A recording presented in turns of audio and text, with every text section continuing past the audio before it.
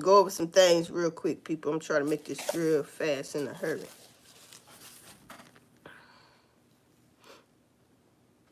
So this will be another continuation from yesterday. You see what I'm saying? And the day before. So this is like a part 3.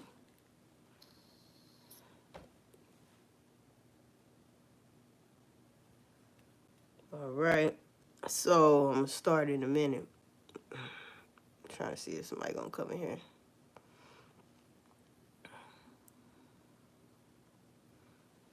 All right.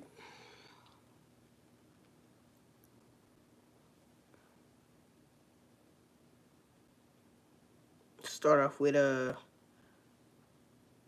President Zelenskyy.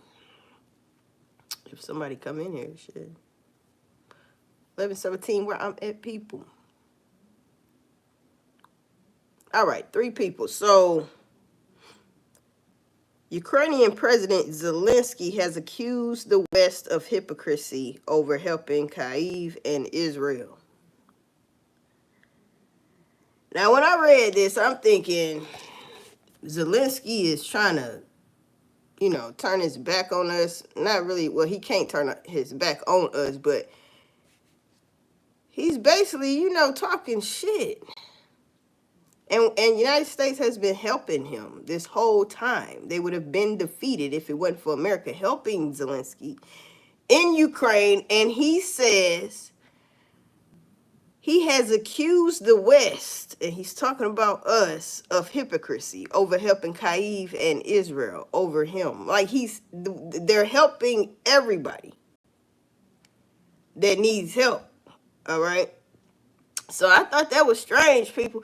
Zelenskyy on September 13th said, while Western allies jointly shoot down drones and missiles in the Middle East to help Israel, the bloc is afraid to even say it is working to help Kyiv similarly. And I'm just confused, because this comes a day after Putin warned the West of direct war with Russia over plans to approve deep Ukrainian strikes inside Russia. And I guess Zelenskyy is basically telling the Biden administration, y'all ain't doing enough. Now, how we not doing enough? Now we not doing enough at a time like this, when Putin is telling y'all he's ready to go nuclear. At a time like this, you tell us that we not doing enough. Some nerves, right? Oh, so anyway, thought I'd bring that up. This is ridiculous. All right. Now, after Putin's open warning, Zelenskyy hints NATO is too scared. Now he is saying NATO's scared of y'all. Wait a minute. And I've also said this a long time ago about that is Russian-Ukraine war. Like, what if Ukraine allegedly was just getting those weapons, keeping those weapons, so they and then turn on us? I don't think he will turn on us. That wouldn't be in his best interest. But at the same time, the things he's saying, since Putin has, you know what I mean? He's sort of acting like those troops of his in Ukraine that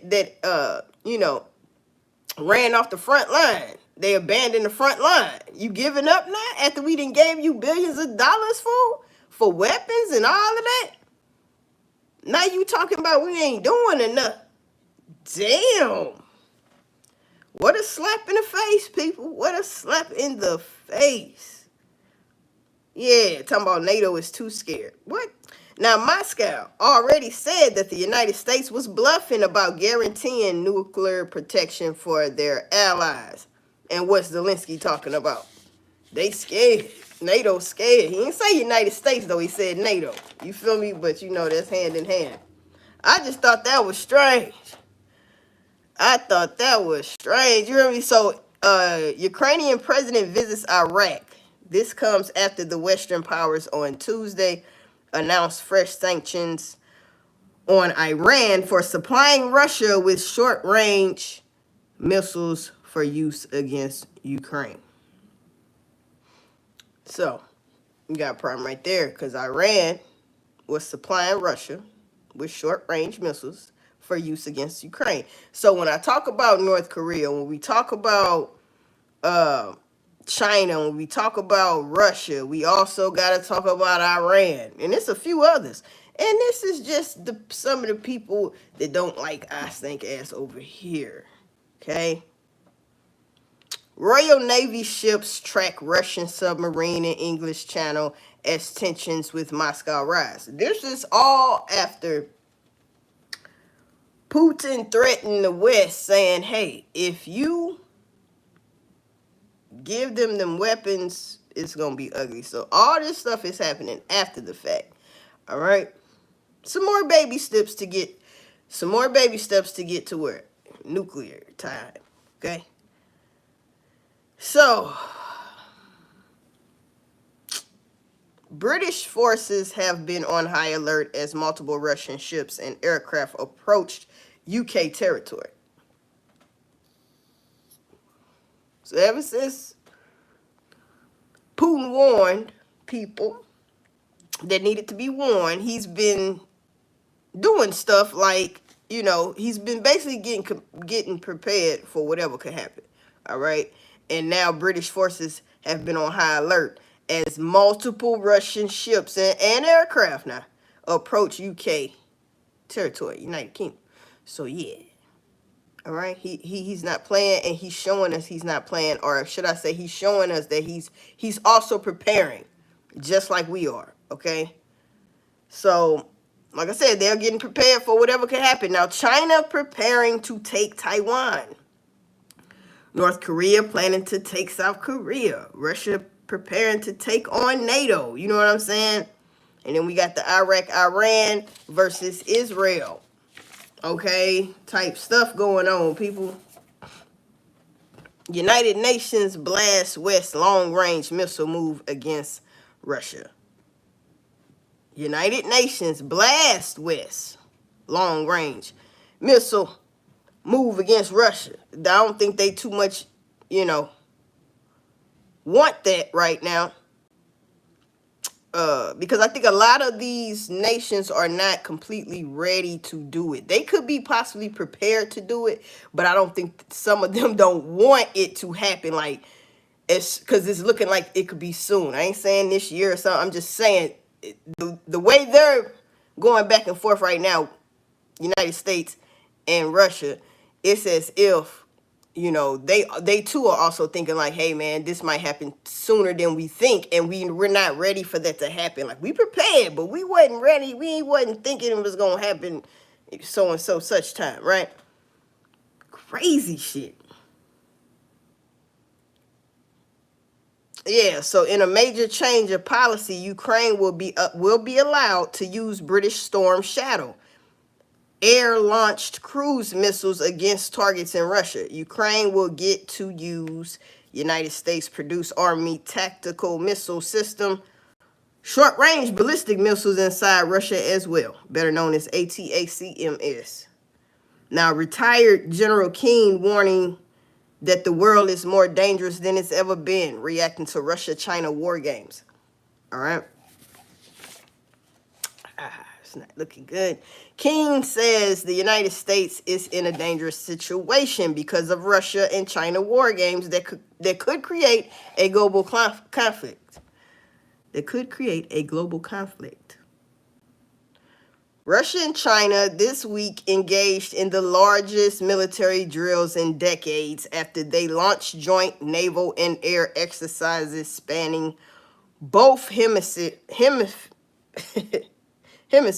man. All right. So they was practicing on both hemispheres, spanning both hemispheres. They did the largest military drill in decades, and that's Russia and China, all right? Arctic and Pacific Oceans, Baltic Sea, the Caspian Sea, and the Mediterranean, all involved in that exercise drill. All right. So China, Russia, Iran, North Korea. Remember that. China, Russia, Iran, North Korea are cooperating, and they've been cooperating with each other for the last 4 years, if you didn't know that. All right. They are signing treaties that back them up, meaning, yes, we will fight with you type of thing. So all of them is on one accord. right? They actually signing treaties saying, yeah, we'll fight against United States with y'all. Damn.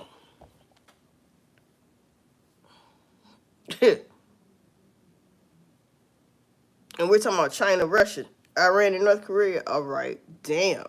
All right. America need to get their heads out their asses, right? So King says China and Russia believe the United States cannot handle two scenarios at once. How many of y'all think the United States can handle two scenarios at once? Now, you can debate and say, well, hell, they handling all their wars right now. It's way more than two. I get it. But what about when they don't have to worry about helping Ukraine and shit like that? And it's just, they looking out for their own ass. Can they? Can we? Keep it a G. Keep it a G. Do you think the United States at the end of the day can fight Russia and China?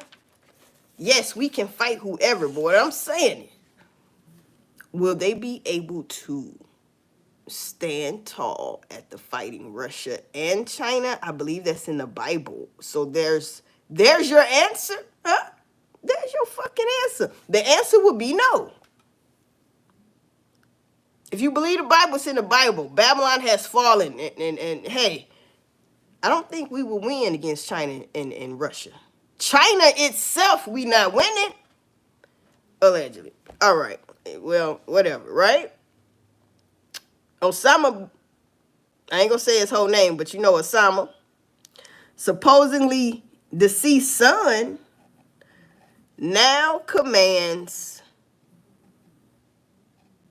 Al-Qaeda and his terrifying plans. This is weird because they say his son is supposed to be deceased. All right? So Osama, before he was unalive, laid down the groundwork for his sons to revive the terror network, Al-Qaeda, and is once again hell-bent on spreading chaos over the world. Now, his supposedly deceased son of Al-Qaeda, Chief Osama, is commanding the evil network and has built a chilling militant dynasty, expert says. His other son, Abdullah, is also entrenched in the network. It means their father, Osama, has spawned a terrorist network and dynasty hell-bent on murder across the world from beyond the grave. So when they thought, I don't know who that person is pretending to be his son, it could possibly be his son because they were supposed to get rid of his son in 2019, but it's looking like somebody's doing something. Somebody's operating something. Did they think they got him? And they really didn't, because whoever this person is, they are listening to this guy. And Al-Qaeda, they said he has built a chilling militant training camp or some shit. Now, between them, still talking about those two sons, between them, they have developed 10 major Al-Qaeda terror training camps in Afghanistan and have forged global links with other West-hating groups. It's a lot of people that don't like United States, and probably as they should, not like us, the government. I mean, we have nothing to do with nothing, but I'm just saying. Yep, it's too many people hating on us. How can you think, United States can be badass, don't get me wrong, but you cannot beat all of these nations. There's no fucking way. Especially at one. There's no fucking way. All right. And you can think what you want about what we got, but ain't no fucking way, bro. Ain't no fucking way. Now, former head of ICE in Colorado warns. Okay, this is the former head of ICE, John Fabricator. If you want to look him up, he's the immigration and customs enforcers. He says the Venezuela gangs are about to have a gang war, a big gang war, allegedly. They're setting up their network right now. So that's why they are allegedly taking over these apartments and things of that nature across the globe or wherever they've been taking them over, because they're about to do some strange things for a piece of change. All right. Now, so we need to keep our eyes open, especially in big cities. So Putin threatens war in NATO as Russian military aircraft spotted off Alaska. See, that's happening right after Putin. Putin, a motherfucker, because after he threatened us for us giving, long range missiles allegedly to Ukraine, he started putting stuff in the air, the water, land. He started upping his game outside of the fight with Ukraine. Okay, man, come on, bruh. And what we doing? Wearing MAGA hats and shit. What the fuck we doing? Huh? Arguing about who gonna do a Super Bowl halftime show in 2025. That's next year, people. Not who playing in the game, the damn halftime show.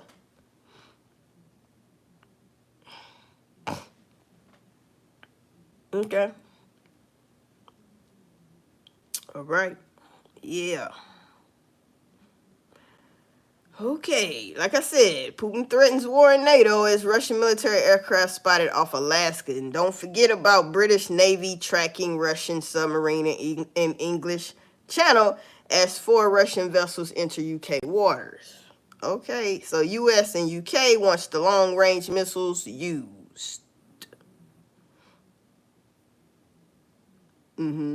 So after threat from Putin over NATO attacks with Ukraine on Russian territory, CIA pushed narrative that U.S. can destroy Russia and China in 2 hours. So check this out. After threat from Putin over NATO attacks with Ukraine on Russian territory, the CIA pushed narrative the United States can destroy Russia and China in 2 hours. That's what they said. They can destroy them in 2 hours. That's a long time, though. All right. Russia hypersonic. On the other hand, Russian hypersonic missiles can arrive in Europe in minutes. And DC and New York City in 30 minutes. See how that's a long time from their short time? Motherfucker, bitch. Did you hear what I said? Now, they didn't say it. The United States can destroy Russia and China in 2 hours. That's all fine and dandy. Why we can't make it a half an hour? Why we can't make it 15 damn minutes? Y'all so fucking smart, huh? With this technology. Because Russia hypersonic missiles can arrive in Europe in minutes. And DC and New York City in 30 minutes. Oh, okay. I'm going to leave that right there. Now, the United States will not be able to sit out. Hold on. The United States will not be able to sit it out overseas. In the event of nuclear conflict in Europe, they should stop playing with fire. That's from the Russian ambassador to Washington. He said, you ain't going to be able to sit this out now. You're going to literally have to fight. Damn. He said, you ain't gonna be able to just chill, man. You definitely gonna have to do something, bro. And when you, okay.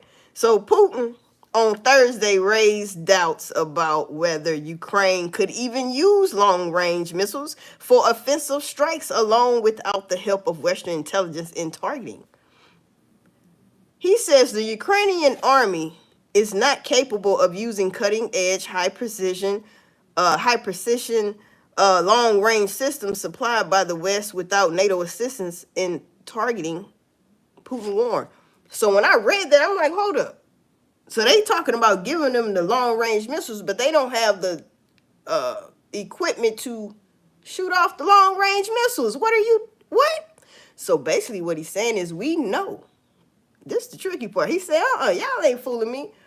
They don't have the capability to do that, because if they did, they would have been did it. And if they had stuff like that anyway, they wouldn't need your help in the first place, right or wrong.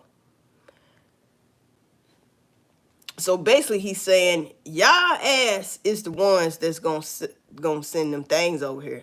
Either NATO or United States. It's not gonna be them, because they don't have the tools to do it. So let's just say the United States is the ones that's really going to throw it in the air. It ain't going to be Ukraine. Are they trying to make it seem like when it does go up, it was from Ukraine? Putin smart as shit. He know it's not coming from them. If it does come, it's not from them. All right, if it does come, it's not from Ukraine.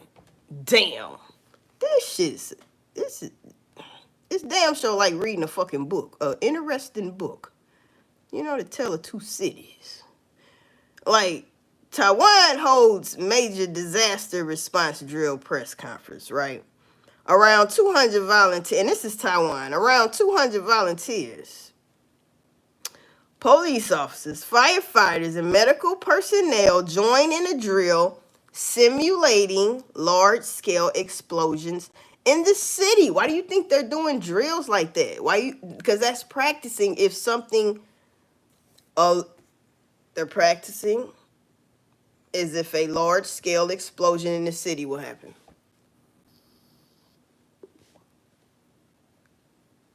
And that's Taiwan. After all this has been going on, Taiwan over there holding major disaster response drills and shit.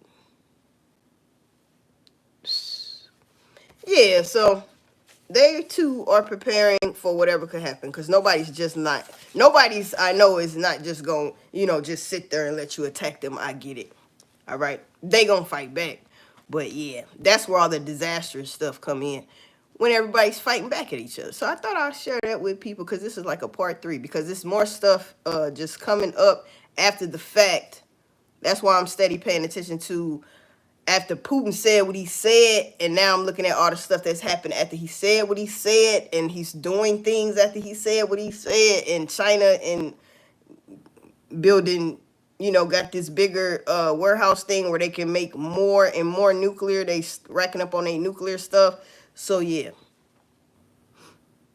So what do you guys think about that? So that's what I'm saying. So it's weird. It's spooky. You know what I'm saying? It's spooky, people. Moscow already said. And that's crazy, because Moscow already said that the United States was bluffing about guaranteeing nuclear protection for their allies. They believe United States can't even do what they say they're going to do in the first place. For their people. For us, man. For us. They like, man. Damn, that's sad, man. That is sad, bro. That is sad.